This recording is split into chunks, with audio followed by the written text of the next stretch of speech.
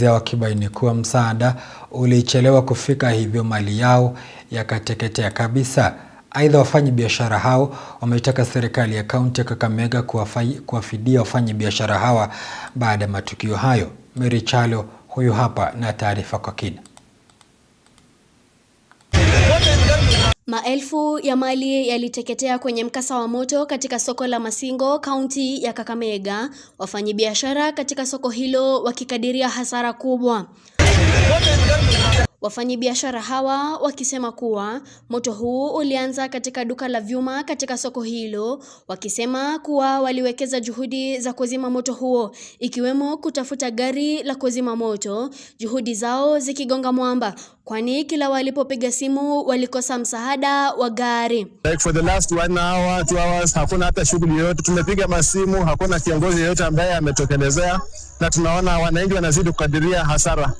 Kwa hivyo tunaomba tu county ijaribu kubeef up security na disaster management. Nauliza hapa county hii Kakamega ikishika moto, kwa hivyo hatuna hata gari inaweza kuwa mali ya wafanyabiashara hapa ama mali ya Wakenya hapa. Wakighadhabishwa na matukio hayo, walilaumu serikali ya kaunti ya Kakamega kwa kupoteza mali ya dhamana na kuitaka serikali kuwapa fidia ya kujiwezesha na kuanzisha biashara zao upya baada ya hasara iliyowakumba.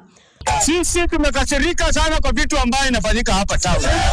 Mnachoma, mnataka kuuzia watu wengine wakuja wachukue town.